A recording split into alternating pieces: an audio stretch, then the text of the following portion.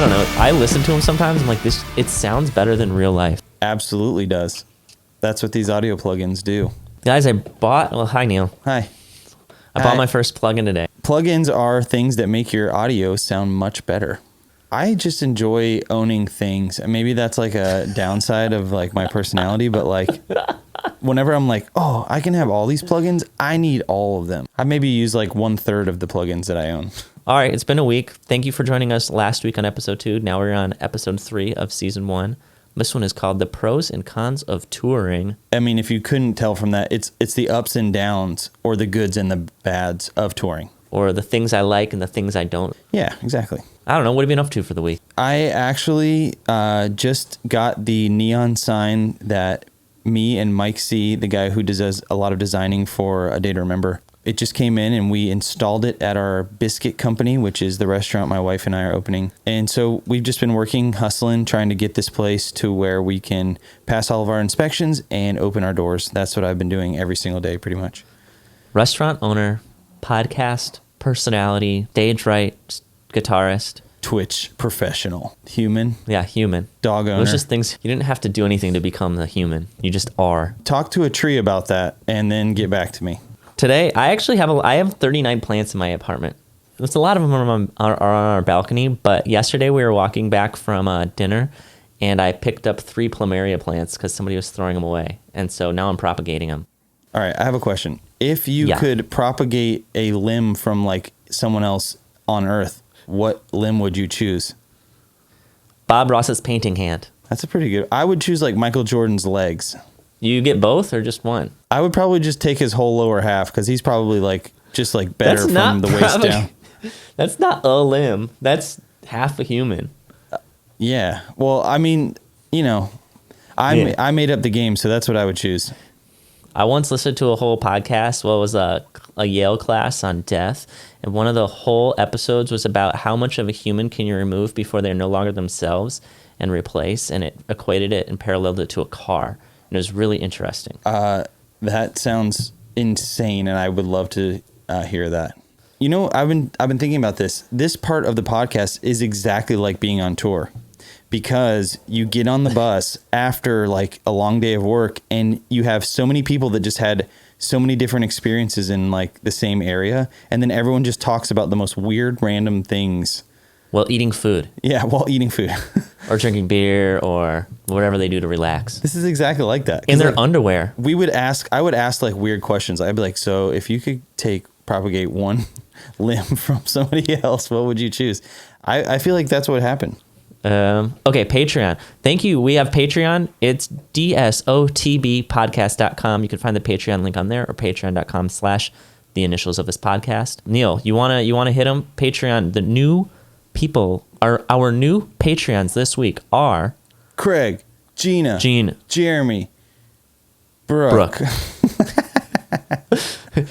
Craig, one of the things that our friend of ours told us we need to get better at is interrupting each other, and so we're trying really hard to only interrupt each other from here we're on only out. going to talk exactly at the same time. Luckily, we're on different audio channels. Anyway, today's episode, I was like trying to figure out where we should put it in the whole swing of things. And the thought process behind it for me was there's a lot of stuff I like about touring, a lot of stuff I wish was better, but I like to kind of show people the pros and cons right off the bat, because I think a lot of people will get into the mix and feel like they're alone, or feel like, you know, these things are happening to me and I don't like them. Does everybody experience them? The pros are pretty like, we're just going to kind of teach you what we love about touring. But the cons are important too, because they kind of make you feel like, hey, this is normal. It gives you a basis of reference. You know, it makes you appreciate those highs a little bit more. And it also, like you said, it makes you feel like you're not alone. Yeah, because touring is not easy. At least I don't think it was easy. What about, I know you were in the band, so it's a different experience, but was it hard for you, especially when you started out, or? I think it's hard. I think it's just hard in general. It's like a hard lifestyle. And I think that in itself is what makes it hard. Is it's not like any other job where when you're done, you go home. Like touring is 24/7 for as long as you're out on the road. It's a lot of sacrifice outside of just being on the road. It's things that you're not prepared for in life, and then you're just thrown into it and fully immersed in it for however long you're on tour. And it's crazy because I don't know if you've ever experienced this, Neil, but I'll meet somebody and I'll be like, yeah, I tour. They're like, oh, that's so awesome. I bet you get to travel all these places. I'm like, yes, it is awesome. But I always want to say but then I remember that there's really, and you guys will experience this too, there's really no foolproof way to explain to somebody who hasn't toured what it's like. That is you really have to do it. It always feels like you're self-deprecating kind of. You're like, no, it is awesome. Or you're like, it sucks. I mean, let's be real, you know, I mean, but then you like start thinking about it and you're like, wow, I'm like really telling this person how much it sucks to be on tour and I do it all the time. And then you're like, oh no, wait, it doesn't suck at all. It's actually pretty awesome. And you have to bring this person on this emotional journey as you figure out how to talk about what you do in the moment. And they're over it and they're like, I was just trying to make small talk and don't really care about being your psychiatrist. So, and you'll notice when we talk about these pros and cons, like the highs are really high and plentiful. Like there's a lot of things, but man, the lows are hard. They are hard. I think they're harder than any other job just because of the fact that maybe sometimes you don't know other people that you're on tour with. Sometimes you get lucky enough to be on tour with all of your friends, all of your best friends.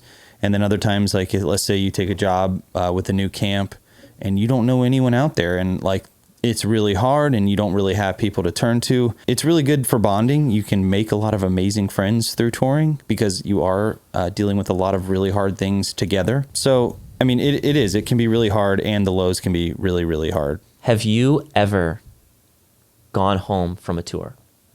Like because of a personal thing or like because it was too hard or anything? I have not. It's a little different. Obviously, when you're in the band, it's pretty hard to be like, I'm out.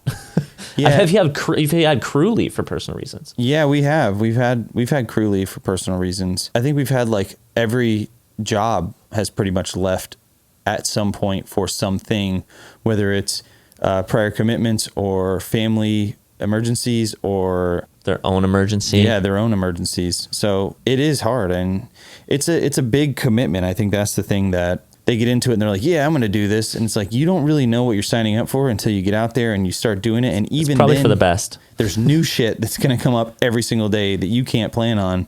You just kind of got to go. That's why it takes a certain type of personality.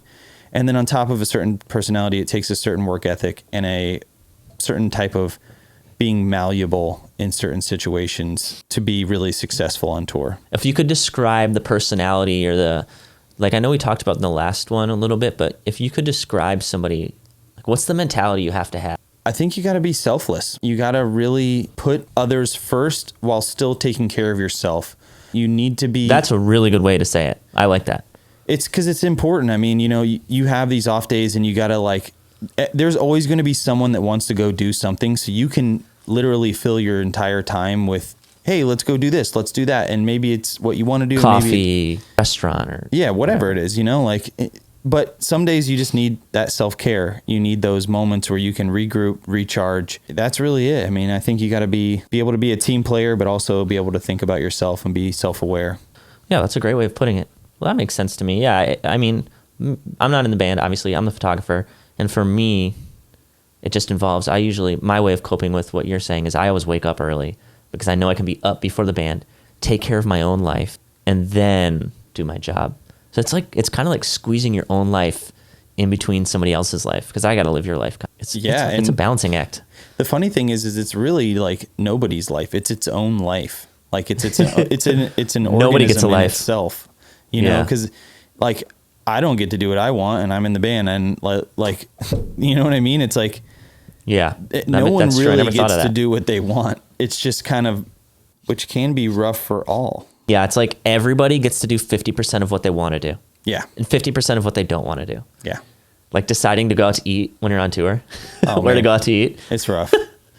Here's the thing. I talk about this stuff like I know and like I have it all figured out, and you do too. And it's at the same time, it's like we've obviously been on tour and it's been rough. It's been hard, but it hasn't been something that cannot be overcome. It cannot be conquered. It cannot be something that you can't deal with. I think that anyone that wants to be there can make it happen and be really successful in this climate and in this environment. You just have to really want it. And the moment that you don't really want it anymore, it gets even harder. So after you do get it and after you do tour, everything else in life becomes so much easier. Yes. Like I remember doing other jobs after doing like Warped Tour for 5 years, and I'll be like, wait, you want me to do this? Wait, that's this the whole job? That's the whole thing? I'm like, I don't have to work for 20 hours today? I don't have to sweat my entire body weight worth of water out of all of my pores and then drink canned water that tastes like metal. Let's start off with the pros, the good stuff. Why don't you so yeah, we're gonna do pros and cons. We'll do pros first, cons second.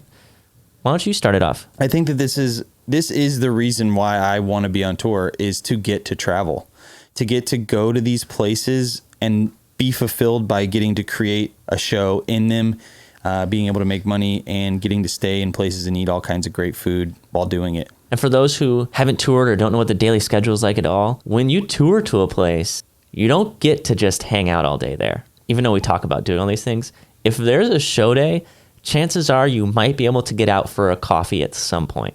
Maybe. But maybe. But other than that, you are working all day. So we kind of say been everywhere, seen nothing sometimes, because it's like you go to a lot of places, but you don't always have time to experience that city. You really get to look forward to those off days. And I don't know if you want to explain how off days work or days off. Yeah, I mean, it's kind of just like it sounds. You get to a hotel a lot of times. It'll be like noon or something. You'll probably drive the night before after a show, arrive at the hotel, check in, put your stuff down, and then you have the rest of that day. Sometimes you'll be able to stay over the night sometimes, and other times it's like you have it's called a travel day, where you basically get into the hotel, you're hanging out there until 2 a.m., get back on the bus or in the van, and you drive the rest of the way to wherever your next show is. And travel days happen about, it depends on the artist, but they could be, some artists it's like 1 day on, which means one show day, and then 2 days off, which means 2 days off, because maybe their stage takes forever to set up. Or some artists, it'll be like 5 days on, 1 day off, or it'll be 2 on. And it just depends on what type of music, what type of artist, what type of production. Are you traveling in Europe? Like there's artists in Europe that have, I forget what they call it, like a hub. And for example, like Linkin Park, they'll get on a jet, fly to a show, play the show, get on a jet, fly back to their hub. Maybe it's in Berlin or something. Mm-hmm. The next day, they'll do the same thing. So it really just depends on the size of your... And some artists, it's dictated by like for us, when we were first starting, we would just play as many possible shows as we possibly could. We tried not to have any days off, because the days off, you don't get to make money. You still have to pay everyone that's on tour working for you. Mm-hmm. And so we would just try to cram it all in. And then it got to a point where our singer, Jeremy, he was kind of blowing his voice out. Like it got to a point where we were doing these long shows. Like the show ended up being like an hour and a half. He couldn't do like 5 shows in a row. And then on top of that, we started realizing that, hey, this is like kind of burning our crew out. It's kind of unfair to them. Like morale is low. Yeah. And you have to have a balance of all of those things. You got to have like days on, days off. You have to have the balance of those things. You have to have the balance of like giving people time to have a life and then still making money and being on tour. So yeah, it's about balance. Yeah. So there's a lot of different factors. And you know, one of my favorite things to do, Neil, and I know you've done this before because we did it together in Tokyo, is we'll leave early or go home late for a tour. So we build traveling into our touring. So like you have to get a flight out to somewhere. So we'll just go there before it starts and hang out for it. It's like, well, that was fun. If you have to pay to fly me there anyways, might as well just do it like on a Friday, and then the tours start like on Tuesday, and then you have like a little mini vacation. Just build it into work. And that way, you know, you do have those forced days off or forced time off in areas to travel. Do you remember, I don't know, do you have any favorite travel stories or anything where you're like, maybe when you're starting off, you're like, wow, I get to see the whole US, or wow, I've been to Europe. I don't know, like wow moments where you're like looking out the plane window or something like that? Yeah. I actually, Josh just sent me a picture of, it was like him and I like I have my arm around him, and we're in New York City, and it was the first time we ever had gotten the chance to go to New York City. So we took the train in from Long Island, and whenever you take the train in, you go underneath the city. You don't really see the city as you're going into it when you go into it from that area of where we were coming from. And so we entered into Grand Central Station. We come up Grand Central Station, the stairs, and you're just in the middle of New York City. We had never been there before. And I remember just looking at him, like looking at the other guys and just being like, oh my God, like this is real life? It. Like, holy shit. We've been to like cities before, but we've never been to something like that. It just literally blew our minds. And I remember just being like, walking around that day, feeling completely alone while we were surrounded by like thousands and thousands of people just in our own world. And I just, seeing that picture just reminded me of that day. And that was like probably the first like real wow moment. Like, oh man, we're doing this. Another thing to mention here that people often ask me, and I'm surprised it's a question, but I love when people ask because it helps me learn what people don't know. And they're like, so do you have to pay for anything? And I'm like, no. You don't have to pay for your travel. You don't have to pay for your hotel. You don't have to pay for your food. All that stuff is taken care of by the artist. You are an employee. Just think of it like any job you do. You don't have to pay to do your job usually. Like except for Neil, he pays for everybody. Yeah, I mean, because he's in the band. It is cool. I mean, you think about traveling for anything, and a lot of times, whatever that specific thing that you're traveling for, you'll have a budget for that. So. As the artist, you kind of set up a budget for your crew, for your photographer, for your different logistical needs as far as moving equipment, moving people. Everything kind of works within that budget. So you make those decisions with that in mind, and yeah, everything's kind of taken care of. Yeah, and I remember actually there was one exception when I was like writing this down. I was thinking about it. The first time I got to go to Europe with you guys was the first time I'd ever been to Europe on my own, and I paid for my own ticket just because your band was just in a position, and the industry was in a position where photographers weren't even a justified crew member. You know what I mean? Whereas they're like, wait, you want to, what? It was the beginning of like social media utilization by artists in that way. Like, yeah, it hadn't even started. You were the pioneer of that. Like, I don't even know if you meant to be, but you were. Like, I blame Alex.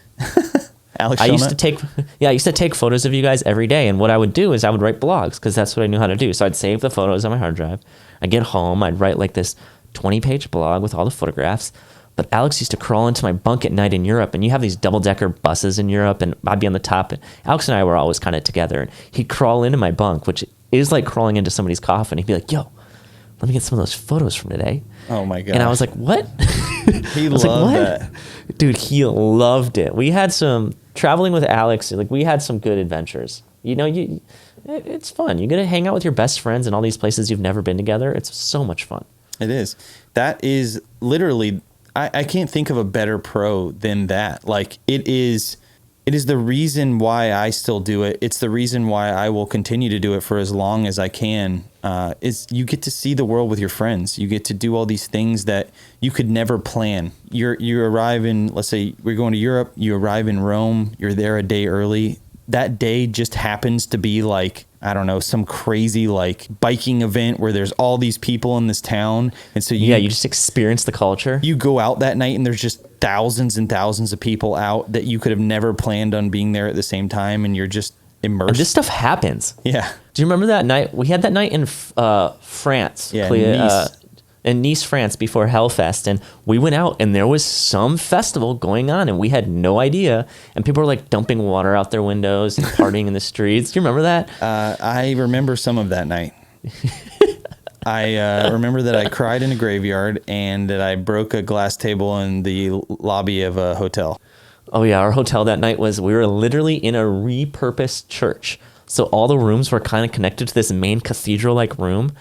And Neil passed out at like 2 a.m. after we got our food. It was like all of our food was set up on the table, and you like stood up. It was when we were leaving to go to bed. Yeah, you like stood up, went pale, and just fell over into the glass. It was pretty funny. Yeah. I will say this: do not drink a drink called the Spirit World after you've already had like 13 other drinks, because it legitimately will send you into another place. That is, you had an out of body experience. But I switched the order of our stuff because we were kind of talking about like more fun together. That really is like when I go home after tour, I kind of don't look forward to the feeling of not being able to go out to eat with my friends, go out to coffee with my friends, go do everything's easier together. It is. It really is. It's like you feel more comfortable too because you're with all of these people all of the time. You can go out and do things you wouldn't normally do because you got your whole group, your whole gang. Yeah, sometimes that can tip the scale too far in the wrong direction. Maybe you get in a little bit of trouble. You get a little rambunctious in a country where you don't even speak the language. But you kind of get to goof off and you're just going to have fun all over gallivant all over the planet. I wouldn't change it. No, I wouldn't change it all. any of it. So. And when it started, like we're talking about, all over the world because that's kind of where we're at in our touring life. But when it started, like it was the same for you, Neil. We were in vans and we were traveling around just the U.S. and that was still fun, going to these small cities in the middle of nowhere, going to those Applebee's out in the middle of nowhere and getting meals or off day shenanigans were fun. Yeah, even stuff as easy as going to bed on tour is actually very fun to me because you get to say goodnight to your friends. There's no situation when you're home that you have sleepovers in your adult life, really, other than when you're traveling. And on tour, every night's a sleepover. It really is. I never really thought about it like that. But I even sometimes I don't like being in hotel rooms because you don't get to right before you go to bed. Maybe I'm not ready to fall asleep yet. You can stick your head out of your curtain, or if you're in a van, you can just yell to someone in the bunk in front of you or something like that. And you're just yo, I'm bored. What are you doing? Yeah, what's up? Hey, you want to hang out? I used to sleep underneath a van bench when I was in van tours. That was my spot because I was so small. And I always used one of my shoes for a pillow, and I always wore a hoodie because it would be double as my blanket. How long did you guys do van tours for before you went to a bus? I want to say we started doing touring in general in 2005, maybe even a little earlier than that. But then our first bus tour was in 2008. We went to Europe. Wow, you went fast. We went to Europe with this band called Maylene and the Sons of Disaster. And we shared a bus with them. But then when we came back, I think we did another van tour or something, and then we went on Warped Tour, and we were supposed to be in an RV. It was a big scam, and we ended up having to rent a bus at the last possible moment. And so we were just on a bus from then on. You got scammed by an RV company? Yes. That sucks. We still had so much fun. It didn't matter to us. That's the thing is we're talking about not only is everything more fun together, but everything, kind of how you touched on, everything is more able to be conquered. You can get through pretty much anything because everybody's taking care of themselves, but everybody's also taking care of each other. Yep. All your friends are there to help you, or all the people you're traveling with are there to help you. Of course, it's different depending on your setup. It really is, bigger than the sum of their parts. What's the saying? Greater than the sum of your parts? Greater? I don't know. With that being said, we talked earlier about how you don't really get to see a lot while you're on tour because you're working. Really, you kind of get to see a lot more than you would usually because you have all of your friends with you. And a lot of times your friends will push you to go see things you wouldn't normally think would be fun or cool. You also feel much more comfortable with a large group of friends going out and doing something that would normally be overwhelming or not safe. And then you feel much more safe or much less anxiety about being out because you have your friends there with you and you can share those times with them. And I know that I've gotten to do a ton of things out on the road and then tried to go back and do them when I went on vacation, maybe with my significant other. I know exactly what you're talking about. You go and do it and you're oh shit, this is actually kind of sketchy and weird. And why would I do this? Why did I do this on tour? This felt so different before. I swear it was fun last time. And she's do you want to go back to the hotel room and order room service? I'm yeah, of course. Okay, so we've kind of talked about some fun stuff, but on a more serious level / career level, I think one of the best parts is you get daily improvement of whatever you're working on. Let's use guitar playing or guitar teching, for example. Usually if you want to become a better guitar tech, you have to practice at home and you have all these theoretical situations. While you're on tour, you literally practice every single day. And for music photography, it's the same thing. I get to practice. I can't practice that unless I'm at a show. It's impossible. So going on tour is the most dense educational experience I can partake in. And that's with everything. That's like you said, being a guitar player, you get that. It's you can practice at home, but you're never going to feel what it's like having that adrenaline rush and being forced to do what you do. You never get that rush of adrenaline, those perfect lights, all the people in one room. And you have to be all right, now it's time to do your job, but not only do it better than you've ever done it before, but do it right now. Right whenever we say it. In front of people, there's scenarios, there's feelings, there's situations you just can't conjure up artificially, right? It has to be the real thing. And you have to get better at those things by doing them. And tour allows you to do them And you know what I always think of? You ever seen that documentary, like Euro Dreams of Sushi? Do you know? Yeah. Have you seen that? Yeah. That's what it reminds me of, is this guy just did the same thing every day, but it's really never the same thing every day. From the outside looking in, it's like, okay, you're going on stage and playing guitar, or okay, you're taking a photo of a band, or you're, doing sound for them. Yeah, that's like the overlying category. But when you really look at it, today Neil is working on song number 2. I don't know how to describe parts of a song, but the bridge, he's going to play it this much better. And every day you're tweaking little things. And those are just the conscious things. The subconscious improvements are insane, like you're saying, dealing with big crowds. Yeah. As a big team too, you learn to work better with each other every day. You learn a little bit more about the person that works right next to you. You understand like the things that they like and don't like about what you do. You can improve those things to be a better team player. You are not presented with these opportunities any other place than actually being out on the road, or being in a place where you're next to the person that you are going to be working with and doing the thing that you have to do together. You can't improve on these different topics unless that is the case. We've said it before and we'll say it again. We can only teach you so much. Like, you really just need to get out there and start learning, whether it's talking with somebody in your area who does it and you want to learn underneath them, or just going out on the road for free with somebody for starters. Like, we're going to try to find ways to help get you out on the road, and hopefully Don't Shit on the Bus can be a piece or an avenue to be part of your story. But it is such a key part in learning, because you learn, or such a key part in improving, because you learn so much in just a small amount of time. I know we were talking about this earlier, but I don't get to play guitar like that in front of people with the guys in the band. So like, everyone has lives together, like we're all playing and doing this. And when we go on tour, that is what we all are doing at that time. So like, we can practice beforehand. We can like set up a week to go in and get back on the horse, play again, get better enough to go out and do it. But then when you go out on tour, you actually start changing up the songs.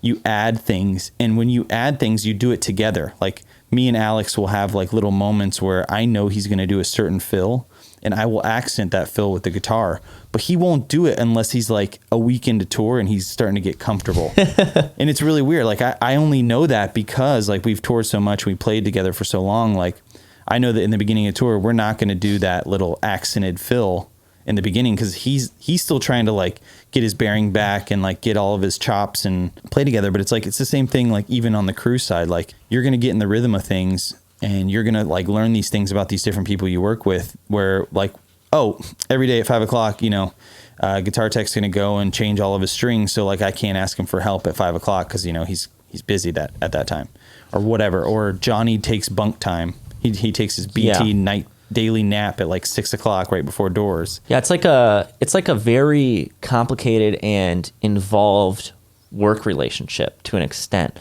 Like, you get to know these people better than sometimes you know yourself, and when they sleep, when they wake, when they go have their cigarette, when they drink their water, when they like to do these things, and it becomes such a well-oiled machine. Really, you get so good at your job that doing your job becomes the easy part.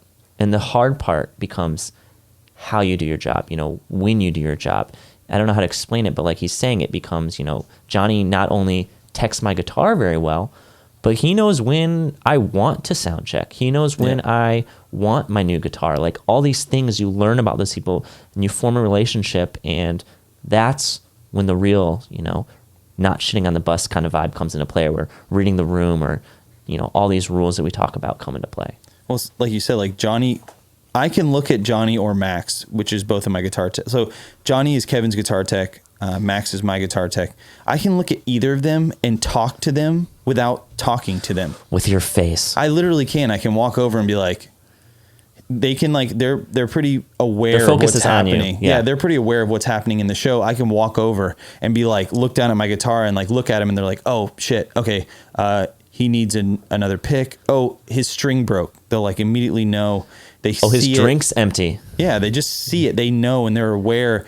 And you can kind of talk and communicate with these people because you have this relationship with them, and you know each other's body language. I can look over at them, and if something's wrong, I can see, something's not right. And I'm like, in my head, I'm like, what is it? And I like realize what's going on. I'm like, oh, okay, that's not that big of a deal. I'll just keep playing and not care. This kind of segues into the last like big pro that we thought was, and that I think that touring will make you the best roommate ever. And it's because of the things you have to be aware of when you're traveling and living with 10, 20, 30, 50 people at a time in small spaces. And I mean, you have to be aware of the sounds you make, the smells you create, and how you kind of, I don't know, take up other people's personal space. Imperative that you don't smell.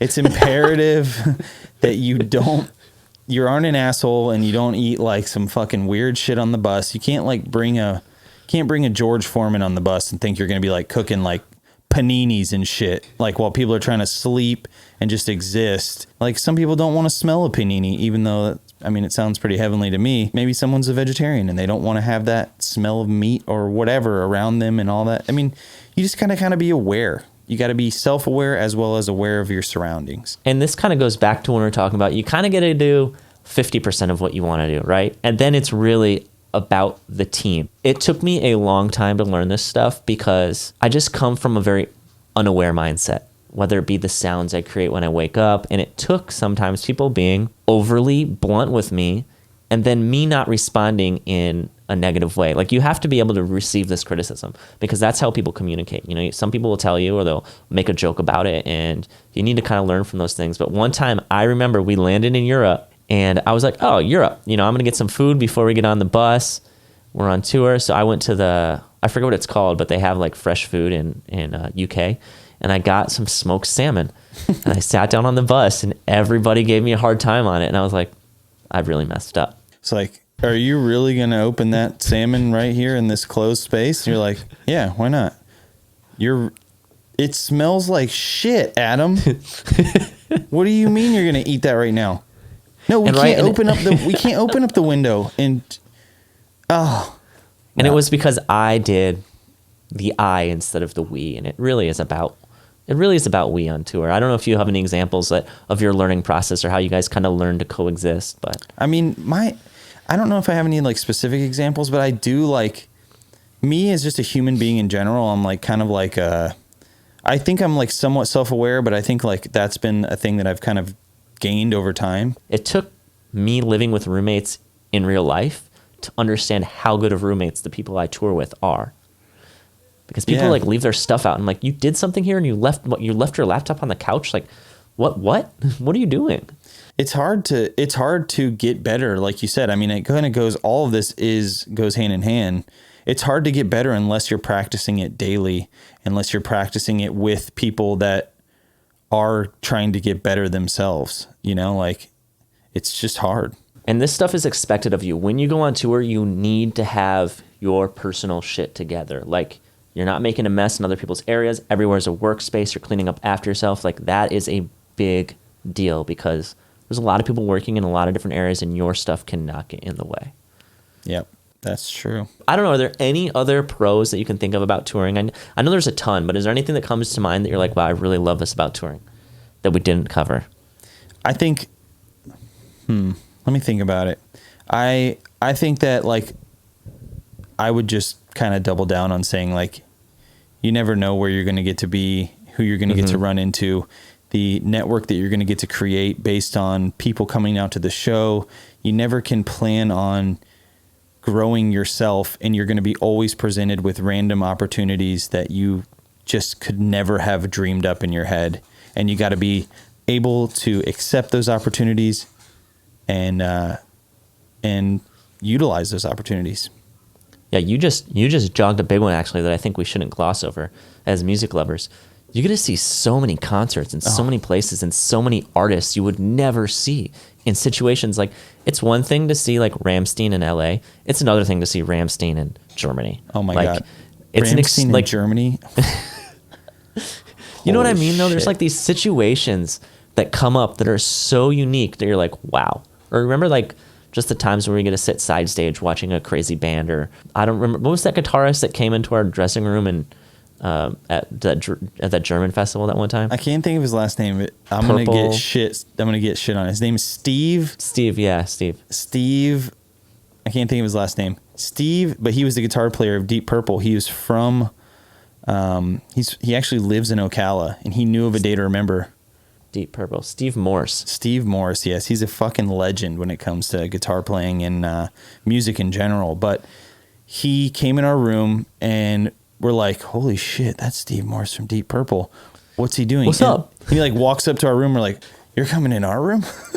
what did we do? Did we we were being too loud and we annoyed you? What did we do like, wrong? Yeah. What did we do? Are we in trouble? And he's like, no, I'm just a really big fan of the band. I know you guys are from Ocala. I live in Ocala. My son's a really big fan of you guys. Just wanted to come over and say, hey, I like what you're doing.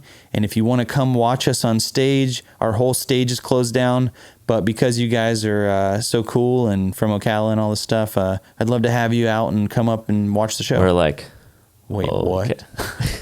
Like, we get to watch Deep Purple on stage? And that's what I mean. The highs are so high. It's almost addicting, right? It's like those things happen. Like I don't know if my memory is bad or I just have too many good memories to remember them all. But like things like that happen a lot. And it's so cool. It's so fun. Is it weird that I for some reason remember almost every time we did Insanity on tour? Oh yeah. That's like the one thing that I like all remember. 34 of them. That's another pro about being on tour is if you can get a large group of people to do and start healthy habits, activities, you can do it together, and you can have people to hold you accountable to. It kind of goes back and talks about that. Is kind of goes hand in hand with what we talked about earlier, but you can have a large group of people that work together that can hold you accountable, that achieve a goal. Yeah, that can achieve a goal. It's pretty awesome. We used to do it in our underwear, in hotel rooms, in venues, I remember the band of Monsters and Men was so mad at us at Rock Retcher in Belgium because we had this dressing room right above theirs and we were doing the first day of Insanity, month 2, and it was so loud.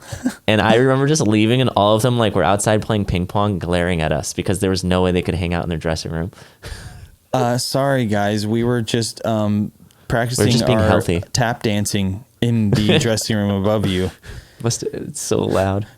There was like 15 people jumping up and down, smacking their legs and like fucking doing jumping jacks and shit. Whoops. Sorry. We were selfish that day. Yeah. That is being selfish. All right. So I think we've covered most of the pros. Obviously, there's some we've missed and it's going to be different for everybody, but we just want to give you kind of basic. These are the things we like about tour. Next up, the cons. And I think that people don't talk about them enough. And it's not because they don't exist. It's just because people like to focus on the positive things. And I think it's good to talk about the cons, though, so that people are aware of them and know they exist. And like we said earlier, don't feel alone when they experience them. Yeah. So I don't know. You want to start us off here? Travel exists as a pro and a con.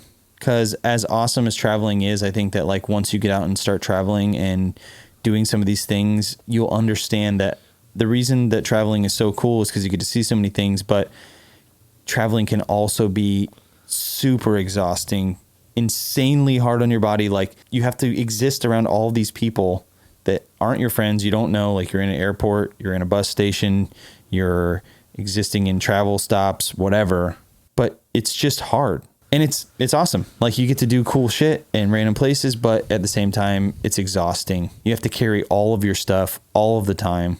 That's another thing. I try to bring a bunch of stuff on tour. I'm just that kind of guy. I don't know why. I got my PlayStation. I had like a camera bag. I had like another bag full of like attachments and stuff. I have like 2 suitcases, and like every time we get off the bus, like you're getting off the bus in like New York City. Oh, it's raining. Shit. I have to fucking bring all this stuff. Oh, there's this hotel is like some little boutique hotel and all they have is stairs. Oh, cool. Yeah, I'll just lug 150 pounds worth of crap up into the room. And, you know, it's like, it's just exhausting and it's really hard, not only on your body, but on your mental. And sometimes when you're on tour, like the traveling, like if you're leisurely traveling for like vacation or something, you can kind of take your time a lot of times. Yeah. Whereas on tour, it's like, there is a schedule. You have to be there at this time. And if you're tired, well, you can rest when you get there, but you have to get there. That's just, it is what it is. Yeah. You don't really have a choice. And I think the thing about travel is we all love the destinations. It's the in-between that can be so excruciatingly exhausting. And another thing is like how you travel. Like you're saying, if you can pack light, do it. Yes. It's hard for photographers, but like I learned, like I would rather wear dirty clothes than too many clean clothes with me, to be honest. If you can buy something in another country, maybe don't pack it. Well, sometimes that's acceptable for you because you don't really smell bad. You can wear dirty clothes. Like, I'm a smelly, stinky guy, and like you have to bring heavy. That's what you get, dude. it's kind of true. It's like I can't like not have a lot of clothes, and I know that this is like kind of like specific to me and what I do in the band, but like if you're an artist in the band, you want to look good, right? You want to wear that's stuff part of your job that makes you feel good and look good. And then on top of that, like I gotta wear like new underwear like every day. I can't have like just one pair of underwear. Yeah, no, that makes sense. I gotta have a whole accessory bag filled with just clean underwear. When I started touring, I wore the same clothes for about a month. I just wore I was so envious of you. It was dirty. I was in a van. I wore a hoodie with no t-shirt on. It was like my thing, and like a very stupid thing. And then I had a pair of pants and pair of shoes, and just didn't wear socks. That was the Mark Diesel Halloween costume. If you want to become Mark Diesel.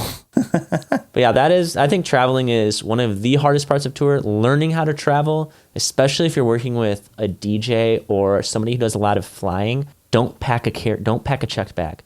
Only bring carry-on. The last thing you want to ever do as a crew member is hold up the artist. You cannot be the person who slows everybody down.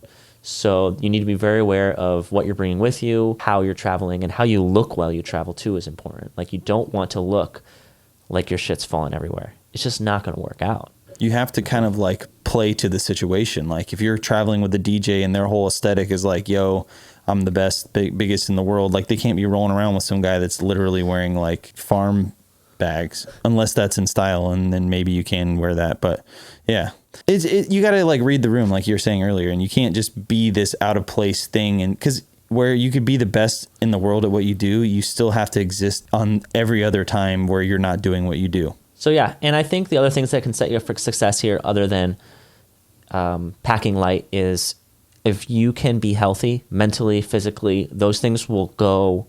Everything you can do while you're home or on tour to stay healthy will really, really help you when you travel. It'll really make everything easier. It's hard being out of shape and touring. It's very hard. It is. And being that positive person. You know, I know one thing for me, when I show up in the morning and I walk out into the venue or wherever we are that day, I can always go see Johnny, who's our guitar tech. I can always go see Max. They are always going to have a smile on their face. They're always asking me if I'm excited or stoked or whatever. And I can talk to them, and they are like a light for me that I can go, if I'm having a bad day, I can go hang out with them for a second. And my day is instantly better. Like, try and strive to be that person for other people on tour. Like, be positive. Look at situations and try to find the positive things and be those things. Because a lot of times, if you are that negative person, that can be a huge con. Like, legitimately. Yeah, it's a big deal. It can be a huge bummer for a lot of people because like negativity spreads. Yeah, don't be a dick on tour. You will be one of the cons of touring. Yes, basically, TLDR. Something else that goes along with travel is you're never home, so wherever you live, for an extended period of time. And that can really affect, I don't know, I think it affects a lot of parts of your life. It is the hardest part of being on tour, is not being able to be home for extended periods of time. It's an immense amount of sacrifice, but we do it because we love it. And so it's a huge con of being on the road. If I could sum it up, I would say you have a lack of your own life and maintaining things that require daily attention. So family, relationships, routines, health, all those things kind of fall behind when you're on tour because the only way you can keep in touch with those people is virtually. You know, you can't have any FaceTime with them unless we use FaceTime, but you know what I mean. Can't have any in real life FaceTime. Well, it keeps your circle very small because you don't physically have the time to keep up a relationship with an extended amount of people. It's like you can have your significant other and you can keep up with them just fine. You can have talk to your parents or whatever, but like you're not going to like have conversations. Like if you're at home and you're used to like talking to your brother and your sister and your mom and your dad and everyone kind of knowing what's going on and being able to keep everyone up to date on what's going on, that you don't have time to do that. You know, you got to pick a lot of work on tour. Yeah, you got to pick the important people to stay in contact with and then kind of allow those people to kind of tell other people what's going on with you. Yeah. Really. I mean, social networking helped a lot with it too. Yeah, I think like Facebook, I was going Twitter. to say Facebook kind of helped allow people to know what was going on. And there was like a long time where I didn't use Facebook, and my family literally probably thought I was dead somewhere. DD dead. Yeah. It just, they're like, oh, what have you been up to? I'm like, I've literally been on tour in Asia, Europe, Australia. Back in the day, you couldn't use data. You had to rely on getting on Wi-Fi. And if we didn't have a computer, like I just didn't update people. And we didn't have a lot of times we didn't have a photographer in the beginning. Like in the first couple times we went to these places, we didn't bring anyone. And so nothing is documented. So it was just like we just were hanging out, not doing much. When we were playing some of the biggest shows we've ever played, getting some of the biggest responses we've ever done, and no one really knows. And people are just like, oh, yeah, you're still playing in that band? And I'm like, yeah, I have been. I think another thing that kind of goes hand in hand with that is it really depends when you're touring. Like it's one thing to be 40 and have a family and start touring. It's another thing to be 18 and not even know how to make dinner and start touring. But for me, I started when I was pretty young. And because of that, any skill that I would develop outside of my career or outside of what I was working on daily on tour just didn't happen. So I toured from about 18 to 28 or 17 to 27 pretty consistently. And after I was done, I didn't know how to really go grocery shopping. I didn't know how to make dinner. I fell behind on a lot of life skills. That's another thing that just goes hand in hand with it is you just don't really have extra time to learn things. And you're home for, 3 days at a time or a week or whatever. And the sacrifice is something that you can't even understand until you're done with it. Or until, for instance, I didn't realize the skills that I gave up until COVID happened. And I'm like, I need to do something. I need to make a living somehow. I need to do anything with my time. I'm so used to being stimulated constantly. That's another thing about touring that is kind of a pro and a con is there's always something to do and there's constant stimulation. But when you get off tour, there's always a week after you get home where you're kind of in shell shock and you're kind of like, whoa. Yeah, that's a really hard one to explain. It's a really hard one to describe. But if with the lack of a better word, I would describe being on tour as a high, and then being not on tour as just really, it's almost like coming off of a drug. Because there's so much stimulation and it's always something happening, always something new in a new place. When you get used to living in that environment and existing and thriving in that environment, when you get home, everything is not like that. And there's not constant stimulation. And there is things that you got to start taking care of for yourself, like you're saying, like grocery shopping or cooking. Whereas on tour, it's like, okay, what's for catering or who got the writer today? That doesn't happen. And you're like, holy shit, I got to figure out how to be a human being again. But when you're home, it feels like you're doing something wrong, but you're not. It's just that if at home is 100%, on tour is 150. And that doesn't mean, then the 100% isn't that there's nothing wrong with that. You're a full person doing happy things.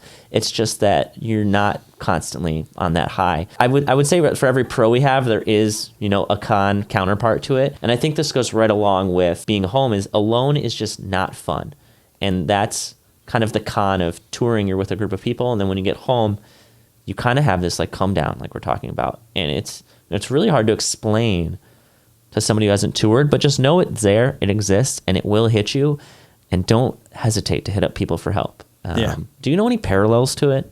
I don't think that there is many parallels. I mean, I think that when you go on vacation, when I was younger, when I would go on vacation, I would always have to have a day after I got home from vacation to where I didn't go back to school or I didn't go do a job after that because I needed to regroup, get out of this mindset of we're going to go do this, we're going to do that, we're going to do this. And then I needed to get myself back together and then I can go back into real life. It's like that just times 10 and it's probably harder. I don't know. It's really hard to explain.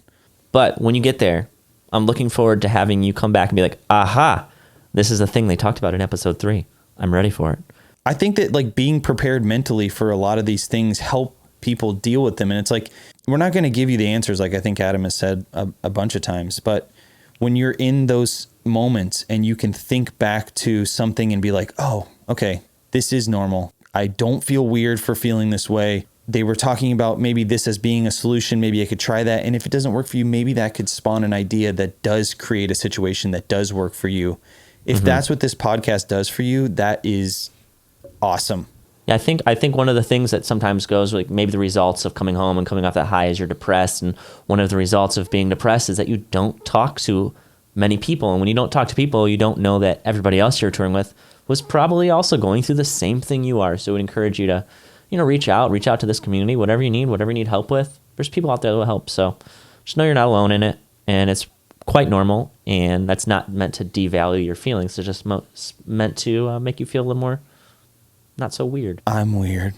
Damn, we got deep on this one. I think you have to. I mean, touring is a lifestyle. It's like, as much as that is like a joke statement, like it's only a joke because it's so real. It's so true. When you get into touring and you become successful with it, you are completely immersed in whatever it is that you're doing. And then when you get out of that and you get home, that is going to affect you. Even the best person, the most mentally sound person, will be affected by this because it is something that is unavoidable. But with the right information and the right resources, tools, you can not let it overwhelm you and not let it take over, and it doesn't have to win or be negative, because it's not. Thank you, Neil. I mean, I'm like stoked. I learned a lot from you just doing this too. We kind of know what each other are going to talk about, but we mostly just vibe off each other as we go. So that's a good one. I'm just making it up as I go. I think that's what I do in life too. I'm just kind of making it up as I go. Yeah, we all are. So in conclusion, touring is fun. I think it does have its trade-offs. And I think a good thing to think about when you're going into it is, where are you at in your life? Because this is going to be different for everybody. Some people have a family at home, another career that they're trying to balance before they can make touring full time. So you just have to kind of set yourself up for it and know what you're getting into, and know that it is very demanding. It is, like Neil was saying, it is a full-time thing. It is not a easy thing to do. But it is worth it. Absolutely. It is definitely worth it. So with that being said, I look forward to seeing you guys sometime on the road. I look forward to being able to go back on the road and kind of meeting people that kind of utilize this information as a positive thing in their life, and I'm excited to kind of talk to people at shows, and maybe we can share experiences of stuff that you're learning as you get out on tour. And Don't Shit on the Bus tour. The Don't Shit on the Bus tour. Yeah, we can have like interns come on tour and just like hang out. They could do tours of venues. On tour for our podcast. We could set it up every night, do a live podcast in their town while teaching people how to be on tour. It'll be like some weird meta life experiment.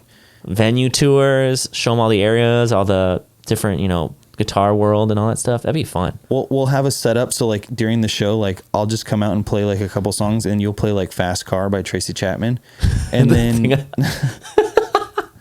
and then we're like, hey, we need our guitar set up just to play these songs, and then like that'll be like one segment of the podcast. Dude, it'd be so sick though. Like back when I did the photography workshops, I just had one member of each crew come out. It'd be so fun to like just walk like 10 kids around each day, show them each part, have them talk to Johnny and Max and all that. That'd be fun. It would be so fun. I mean, I've always kind of loved the idea of doing a podcast on the road, like live podcast.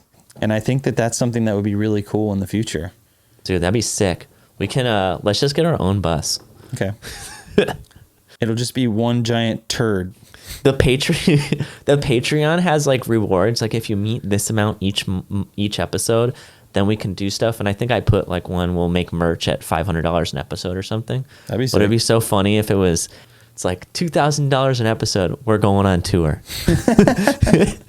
We got a bus. We're doing it. My wife's like, wait, you can't go on tour. You just got back from tour. You're on tour now already. Einstein. Sorry guys, I gotta go. I have a fly day tomorrow. Don't worry guys, it's at the end. All right. Thank you guys so much. I've been Adam, and I've been Neil this entire time. Neil's been Neil. We'll catch you next week on Don't Shit on the Bus.